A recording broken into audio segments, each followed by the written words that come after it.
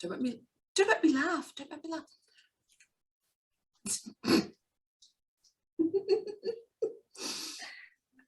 Don't do this to me, Alyssa. Hello, I'm Tara Brabazon. I'm the Dean of Graduate Research at Flinders University, and welcome to Vlog 297, Research with a Passion. Now, these days, a lot of research is plug in and play. And what I mean by that is a funder or an industry partner has a problem that they need to solve, and a researcher solves that problem for them. And that's great. And that's important.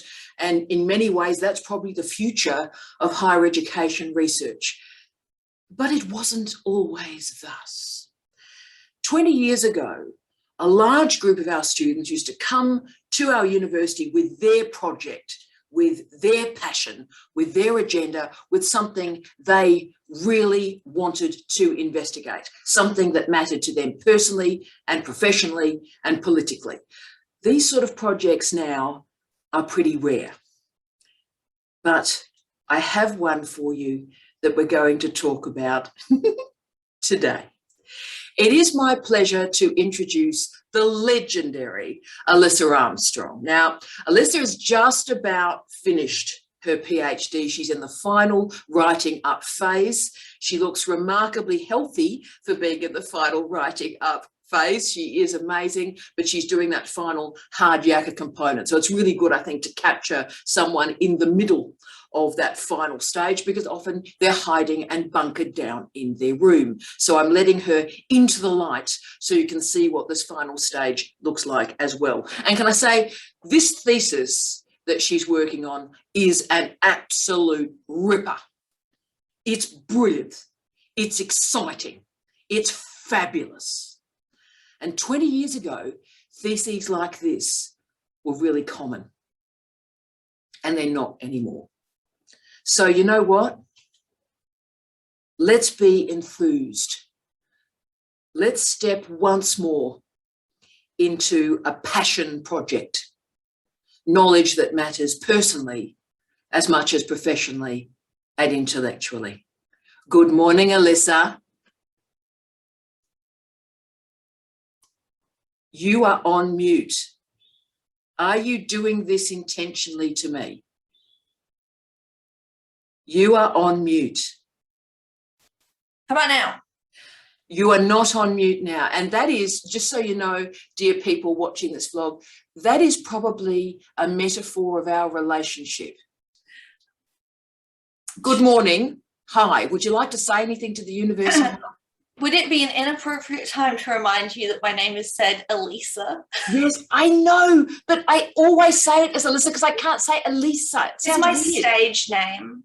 Which one is your stage name? Well, Alyssa seems to be my stage name. Well, it is, but see, Elisa is just, it's not you. Elisa. Elisa. So I can't do it, mate. I can't do it. I can't do it. But do you want to say hi to everybody now that you're not on mute? Hi, everybody. I'm not on mute.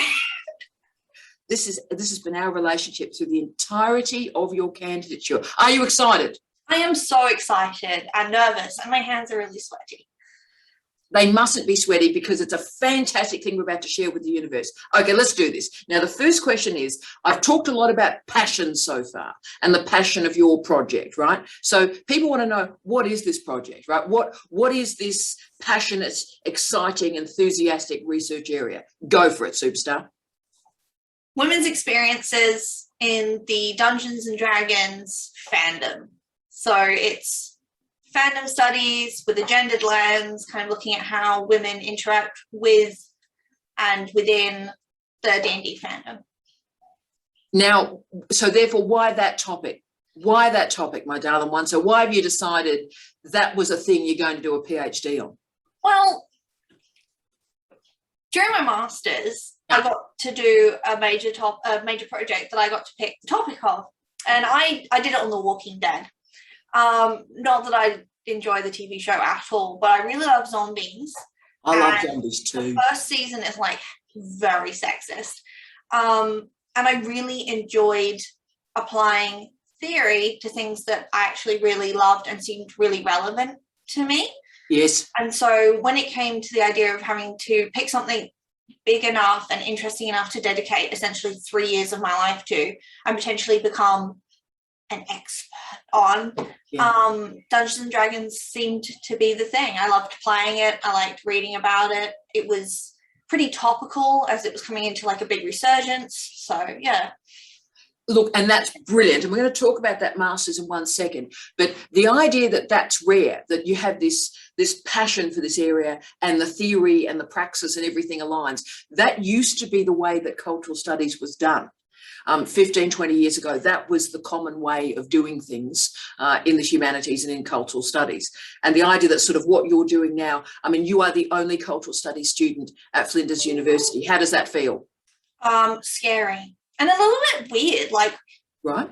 Why wouldn't there be more? Cultural studies seems sick.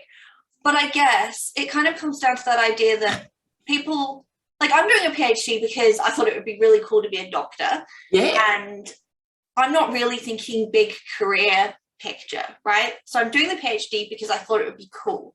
But I guess maybe the reason that you're seeing less passion projects is that everybody's so focused on employment and employability and the PhD is a stepping stone rather than a thing in itself, that it's less justifiable to do really interesting things and people think they have to do like serious things. Not that this isn't serious, this is very serious, it has real world implications for people, but you know, things that make them sound fancy. Look, well said. We're going to come back to that in a second too. And an older person of your acquaintance, who happened to be a supervisor, wrote a statement, I think 20 years ago, that the trivial is political. The trivial is political. So if somebody thinks that something is a bit naff or a bit weird or a bit silly, I think there's always something important to learn about the society and the culture and the university about what is discarded as trash. But maybe that's just me. No, I love trash. Yeah, so do I. And of course, we both love zombies. That's why we that's how we sort of really aligned in the first place, wasn't it? You like zombies, I like zombies. It's amazing we didn't sort of do work on zombies though, isn't it? Yeah. Yeah. Well, zombies are, I don't know. I think it would have been very challenging to do a project on zombies during a pandemic, like emotionally challenging. Ooh. Because I've been reading zombie books and books that have kind of relevance to the pandemic since and during the pandemic, and it hits in a really different way. So that's been really interesting and something that maybe I should write about. I don't know. I think you should. And also, of course, some of the work you and I have been doing, we wrote our first piece together around this, is the notion of darkness too. We've done a lot of work on, you know, dark culture, dark popular culture, and the book that we're currently writing with one Aidan Cornelius Bell is about the dark doctorate. So in some ways, maybe the zombies are morphing, as they do, into theories of darkness. But this leads to my second question, because another area that you've really been part of the trajectory in the story is you've come to the PhD from a master's, from a coursework master's with a dissertation.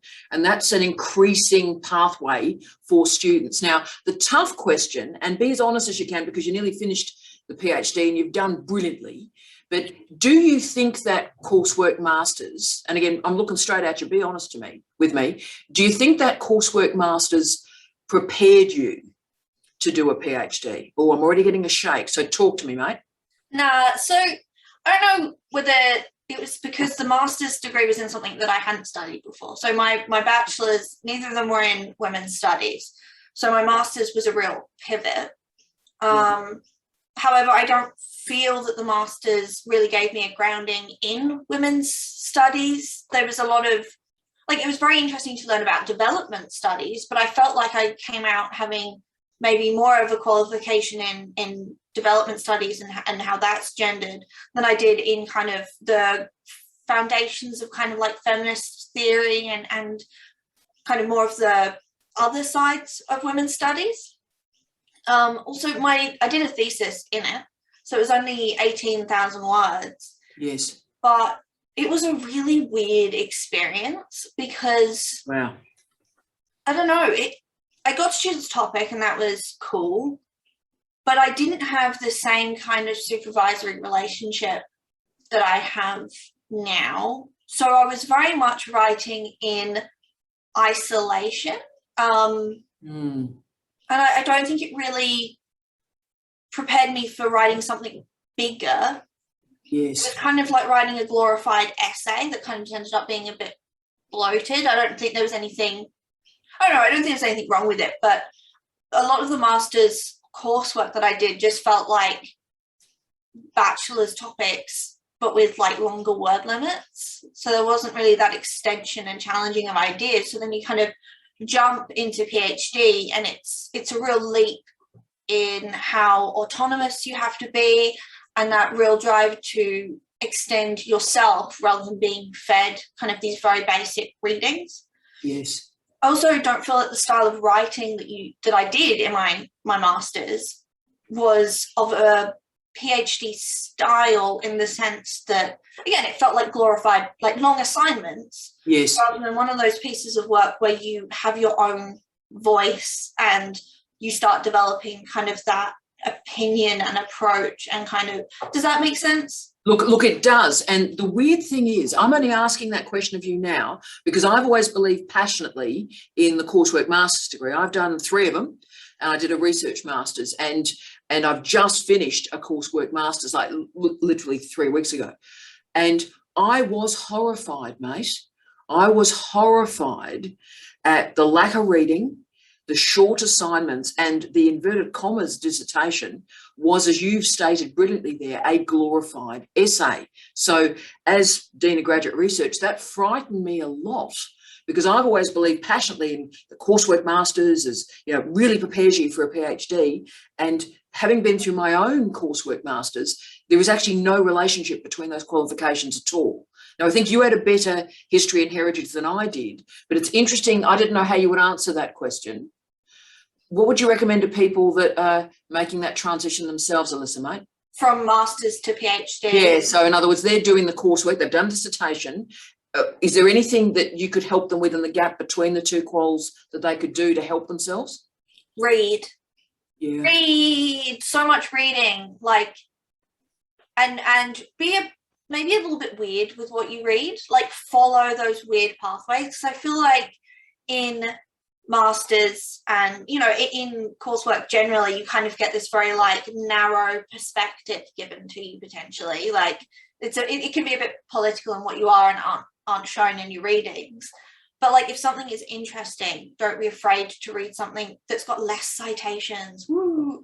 Because your work has less citations and it can still be very valuable. Like, I don't know, just read.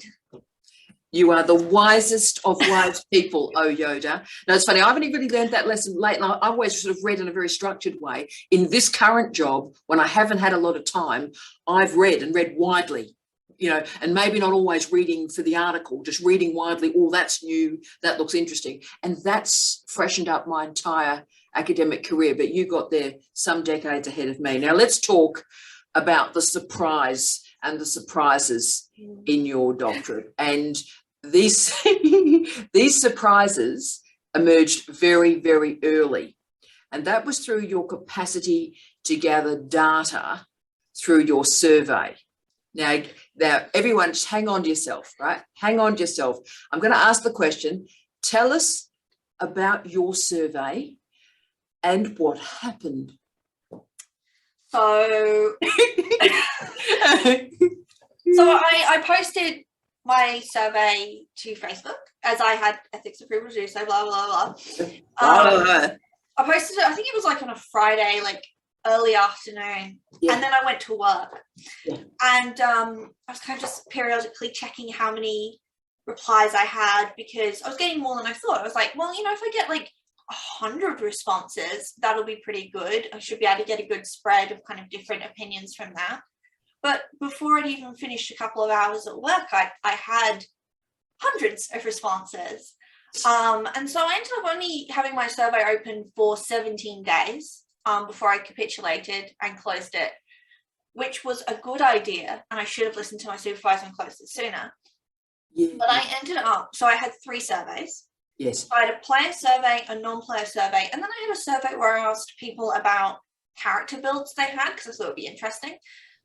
So for the non-player survey, I got 6,294 non-players. 6,000 non-players. I mean, that's unheard of. So people that are not hugely interested in the topic, but they're going to take some time, 6,000 of them, and they're going to answer your survey. Unheard of. Please continue. Bizarre.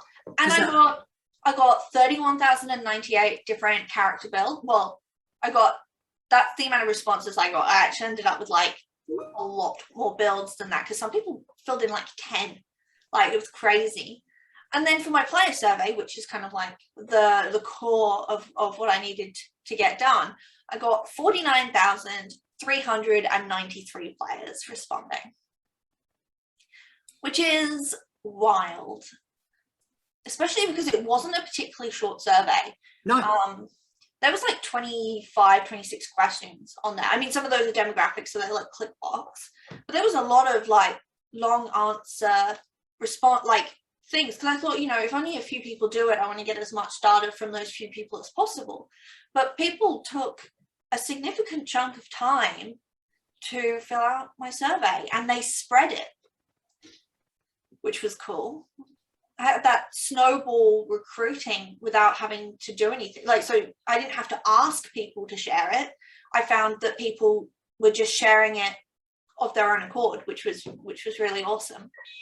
Look, this is unbelievable, right? So we're going to drill down a little bit here. So, Alyssa, what I find amazing in this conversation is this is the passion project, right? Because your passion in this remarkable, weird, wonderful topic is shared by other people to a 27,000th millionth degree, right?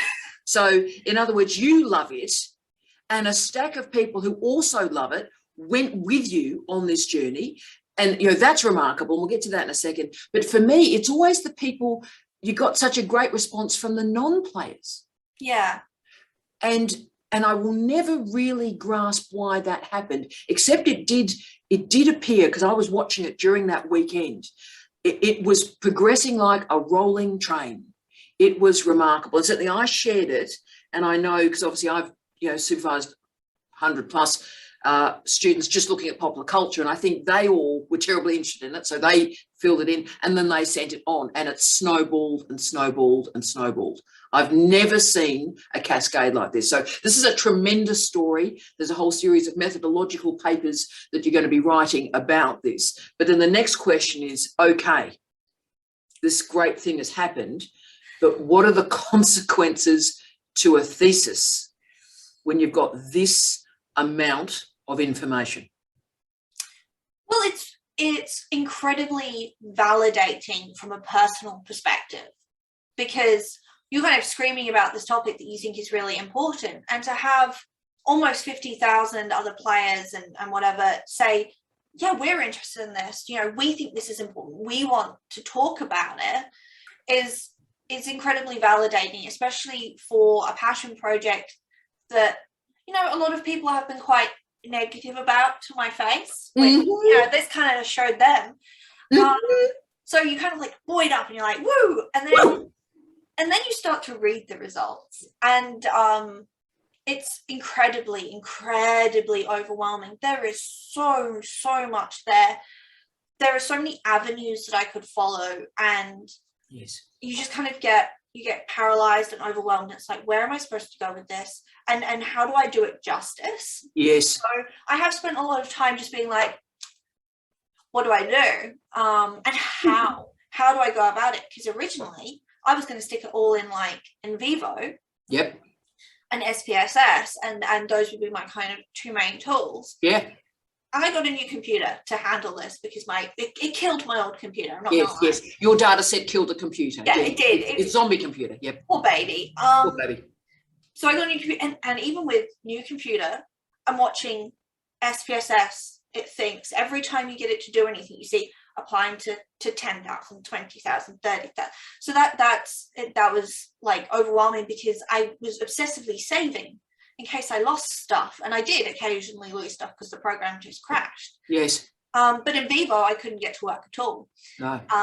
Because as good a tool as it is, it's not meant to analyze like 26 long text responses from 50,000 people. When you start thinking about the sheer number of data points you've got there, and coding them, Yeah. it just crashed. And that led to a lot of trouble as I tried to pivot from what was my original plan. Yes. But Good use of the word pivot there, by the way, and noted. But I ended up in Excel, Yep. and I think that was really interesting because I felt that I had to use fancy software that academics use. And I mean, academics do use Excel, but everybody uses Excel. But it was just interesting to have to kind of think about, well, just because something is a fancy tool doesn't mean it's going to be the best tool for the job. Huge moment. Yeah. Huge moment. And also Excel is many things. Excel is actually quite a powerful bit of kit. It's just that most of us use it in a very, very basic form most of the time. We underuse Excel, what it can do, I think. Yeah. But I've got a couple of thousand left to go because I realized I skipped a question, but I am reading every single response. Yes. And that has been a point of conflict with a lot of people that I've spoken to who are like, well, of course you're overwhelmed. Why are you reading every single one? Why don't you just do a little bit of a sample or I don't know, no, people have taken time. I'm going to take the time to read it. And what if I miss something? What if someone has a really important story that they've taken the time to tell that might have been very difficult, because there are some difficult topics that I covered in the survey. How is that doing them justice if I can't take in the 3 years that I have? Well, I mean, there was less than that by the time I finished, but to read it and really consider it and put it as part of the project. I'm so glad you said that. I mean, that's why you and I get on. You and I have a lot of barbs between us. We famously, it is a very interesting generational war between you and I, but we do actually have a lot in common, and we are actually pretty good mates. And one of the things we have in common, of which there are many, I won't share our secret with too many others, I promise, is that we value the voices and the views of others desperately and passionately. And that's what you and I believe in. We believe in cherishing the stories that people share with us. And simply what happened with us and with your thesis is that thousands of people shared their life stories and passions and hopes and disappointments in great depth. So as I've said to Alyssa, for the last 2.5 years, you haven't just got a data set for a PhD, you've got a data set for life. There is a life's work going to be engaging with this material. It is so rich. But therefore, the question is, and this sort of, I'm leading you into your conclusion, just so you know, there is a method to my madness today, because so often high degree students complain that they just can't get enough people responding to their survey. You see it endlessly on Facebook, on Twitter, on LinkedIn. People are going and going again and just trying to crawl out a final few people to respond to their survey. Now, that wasn't you. What did you do that was so right? I mean, I think my choice of topic has a lot to answer for. I think there are obviously going to be things that it's harder to get people to want to share about. But something that I think is integral to kind of the identity of fans and fandom is people want to talk about it. Yeah. I want to info dump on you about this new thing that I've learned or this new hobby that I have and this passion. And so I guess it tapped into that kind of desire to go, yeah, no, I love D&D and here's why. Boom. We've lost sound again. No, I've lost you again. Hang in there. How about now? I've got you now. Isn't this amazing? It's the zombies. It's the ghosts. Ghosts, mate. Ghosts in the machine. Love that. So yes, passion project. Please continue. Yep. The timing. I think the timing of my project is really spot on in the fact that Dungeons and Dragons is having a massive resurgence. It has for a few years now. Yes. And a lot of that resurgence is taking place on social media. So there's the existing kind of structures in place for it to be clever. So a lot of fandom is organised around Facebook groups and Discords. And I found that in my results, people were telling me where they saw my survey. And people were like, I saw it on a dice collecting page, or I saw it in a fandom for a Discord for Critical Role fans. So there is that kind of structure to reach the target audience and participate. Beautiful. Without me having to kind of invent it. I made my post shareable. I included a graphic. I thought that was kind of important because, you know, if you only do a text post, people kind of have a tendency to flick past. Like I will too, and I'll miss bits.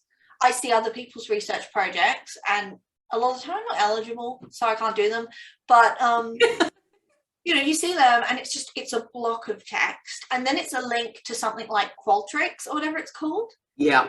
And I chose SurveyMonkey, which is no longer called SurveyMonkey, but I felt that people would find SurveyMonkey more approachable because people are used to using SurveyMonkey. It's just a little bit more normal. Yeah. Whereas Qualtrics, I think of it as something for serious, like, oh, okay, well, this is like going to take forever, or this is going to ask really like, I don't know, I think of it as something that people use for like psych studies. Yeah. Whereas I felt SurveyMonkey is a little bit more approachable. Yeah, you are a great communication studies scholar, can I say, because what you've just done there is brilliant, because actually research is not about you. Mm. Research is about the people that you want to reach, and you are interested in them. You're not interested in yourself. You know what you think. So therefore, when you're thinking about a platform, when you're thinking about questions, when you're thinking about ethics, it is about the people you are researching with dignity and integrity and accountability and hope, and their literacies, not yours. It's almost an exercise in marketing, because you are marketing your research to them, and you've got to justify to them why they should want to participate. Because at the end of the day, nobody owes you anything. Like, they're going to go whether they want to be involved and whether they think it has value and whether they think it's worth their time. And part of that, I think, is making sure, and this is something that I didn't do initially, but talking about how you're going to feed that research back into the community, because at the end of the day, they're giving you something. So what are you going to give back? And if you're only going to publish or share at like an obscure academic level or hidden behind an expensive paywall, how are they benefiting? Like, I had a lot of requests for people. They're like, hey, when you finish this, could you please share what you found back in this group? Can you make some infographics? You know, will I be able to get this in a book? So something that I've had to consider throughout the project, and I discussed quite heavily in my methodology, is how I'm going to feed back that value. And I think if people maybe did that when they are asking people to fill out their survey, maybe there's kind of a bit more of an encouragement to participate. You are a mythical human being. I am so proud of you. I'm quite emotional. I don't know if you're emotional. I'm very emotional. Like, you know, at this point, you know, we've always had, you and I have had this sort of this Sith master and apprentice relationship. We've joked about it a lot, but in many ways, it's actually an ideal model for our relationship in so many ways. And I'm so proud of you. I can't imagine having a PhD student who would make me prouder than the answer you just gave me. I'm so emotional about it. It's unbelievable. And it's so many things to say about it, but also can I say another thing that Alyssa did incredibly well, and she's just starting this, but she's done it fantastically, is she's worked with open access journals that are often called platinum open access journals, that there's no cost for the person that's submitting the article and there's no cost for the people reading it. So in other words, it's zero cost both ways, platinum open access. And even as a young PhD student, she's worked with professionalism and care with these very special academic journals, noting that the academics that are running them are doing it out of, you know, passion project themselves. They're doing it to contribute to knowledge. And Alyssa's been so respectful and kind and decent with them that she's built these other partnerships with the journals that will allow her to disseminate back for free to those communities. And that's quite a powerful thing to have done too, my queen. I feel very lucky to have been kind of guided and shown that direction rather than being forced down that kind of pathway of, publish or perish, and you know what journal matters, like, and if it's not like fancy enough, then what's the point? But I think the approach is very much what I want people to be able to read what I've written. I want to share, so I've got to do that through open access and support kind of the academic community supporting each other. I don't know. We love you for that. And also, how great has the feedback been for your first couple of articles? I mean, people are just stunned. It's picking up a high number of citations, and the feedback you're getting is just phenomenal. I get emails sometimes that say, somebody has seen your like thingy in academia search. And I'm like, I've cited myself in my PhD, which sounds really, really wanky, but it felt quite good. Yeah. Well, can I say, Alyssa has now become the self-citer of all time, right? Now, I never used to self-cite. All my PhD students, you'd never self-cite because, like, you know, if the only people that are going to cite yourself, well, then you got problems, girlfriend. But can I say, you've now constructed this almost this matrix of knowledge whereby, and of course you have to do this now with all the attention on inverted commas self-plagiarism, you have to be very clear. I've worked on this project, that project is here, citation, I've worked on this project is here, and the next stage builds from these projects, join me on this journey. So you've handled that brilliantly. Now, let's start to reach the end of this conversation. Let's see if I can just not cry in the final little bit of this conversation. Now, hard question, this one. I've never asked you. I've waited 2.5 years that we've been together as a family to ask you this question. So, Alyssa, darling, why did you start a PhD? And why are you finishing one? And are those reasons different? Okay, so I started, ever since I heard of what a PhD is, and I think I must have been at uni when I started to learn about PhDs, beyond kind of that perception on TV of like scientist PhDs. That's kind of all I knew, like doctors and astrophysics and all of that kind of thing. I just thought it would be really cool to be an expert on something, like contributing to like knowledge. And I kind of fantasized a little bit about the idea of someone stumbling upon something that I've written and getting excited about the topic the way I get excited when I stumble upon research articles that are about weird things. Like, I want to be part of someone being like, oh, that's interesting. So it's kind of like passing on that kind of like hunger for knowledge. So I just wanted to do it because I wanted to learn as much as possible about something and be called doctor. Which is possibly not as deep as some other people's reasons, but still valid, I think. Still valid, girlfriend, still valid. But I think the reason that I'm going to finish it has probably evolved a little bit, because I have thought about walking away. There have been moments where I've been like, screw this is too hard. Or like, you know, you have those moments when you're like, where am I even going to get? I should just go back to retail. Like, I was happy there. You're not happy in retail. Like, can I say, and remember, about once every second meeting, so once every 2 weeks, you go, maybe I should go back to retail. You start our weekly meetings with, maybe I should go back to retail. So just putting that as a footnote for punters. Please continue, mate. But I love my thesis as much as I hate my thesis. Yes. I want to see it finished. I want to have it done. Like, leaving it incomplete, I think, would haunt me for the rest of my existence, and possibly, you know, for a few existences afterwards. Well, that's right. This will be in your genetic matrix, and you'll pass it on through the generations. No, that's right. This is a seismic disappointment, this one, yes. And also, like, again, I've said it, but kind of an obligation to finish. I felt like a responsibility to finish, because if I didn't finish, what would happen to all of the data I collected? Like, wow, that seemed unfathomable to me, that it would end up, you know, deleted, or I don't know, just tucked away in the corner of my Dropbox, and none of those voices would get out, and all those people that took all that time, like, that would really suck. So yeah, it would. I like, when I get really down and I'm like, ugh, I just take a little bit of time to read some of the responses and, you know, get fired up about some of the really nasty shit that I get to write about. Like, it can get really depressing, but I kind of don't let that stop me and go into that funk. I go, people need to know that this is happening. Because if I'm surprised by some of this stuff, and I'm a member of the community and I've faced a lot of sexism and stuff, yeah, if I'm surprised about some of the stuff that's happening, then, you know, there's going to be a lot of people who are going to be very surprised. And, you know, this is going to prompt change, I think. So there's that kind of responsibility and hope. You are wonderful. I think that's very, very honest too, brutalizingly honest, and very, very powerful. And, you know, you have sustained, you have persisted. And that in and of itself, noting that for a lot of your candidature, you were not on scholarship, you were in work, and the thesis was around family and around life and all these other things, and you persisted.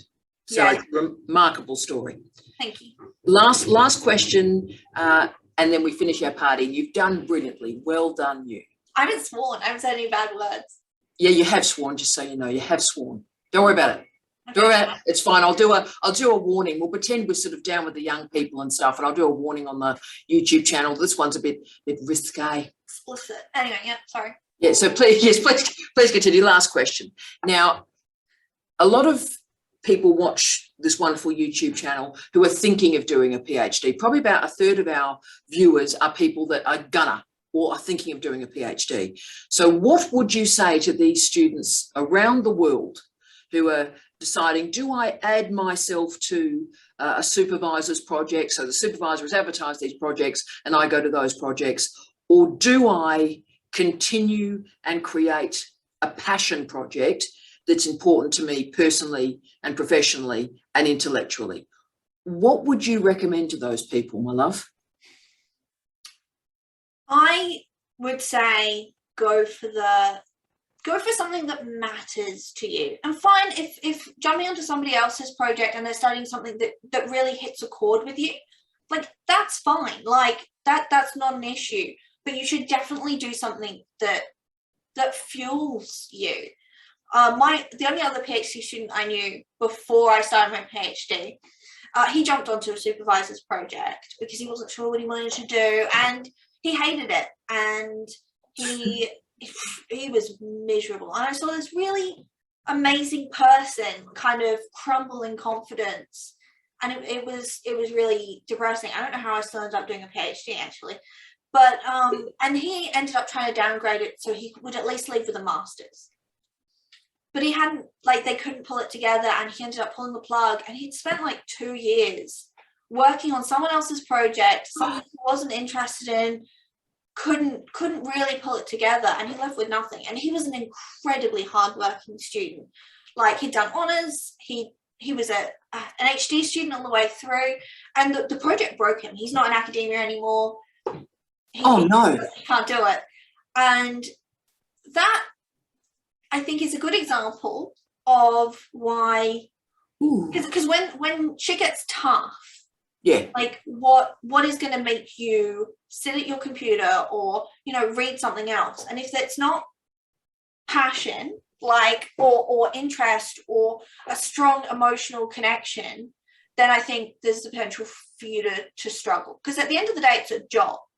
And if you commit to a 3-year job in something that you do not care about at all, who sticks in a job for 3 years that makes them miserable? Like, that doesn't work. Especially if you're not on a scholarship and you're essentially working a bunch of hours so that you can work a bunch of hours.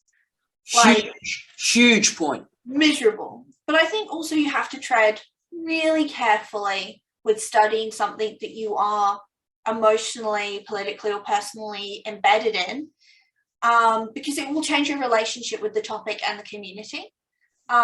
Yes. You can go from being a participant to being an outsider, or kind of standing on this weird fence that in fandom studies they call like being an ACCA fan, which is just like ACCA fandom. There's a lot of like hybrid word. What do they call smudge words. Yeah, well, the hybrid words are, I mean, an ACCA fan was always an embarrassment, right? That phrase was always an embarrassment. There's just so many of them. Like, if you can put fan in front of something, like, people do it, and it drives me nuts. But anyway, yes. So be really aware of how your positioning will be altered. Huge. Because especially if the community you're studying is one that you want to continue to be a part of, and if what you're publishing might not be the most positive or flattering, because at the end of the day, you've got to be honest. Yes. Like, can you be honest about the community or the topic that you're writing about?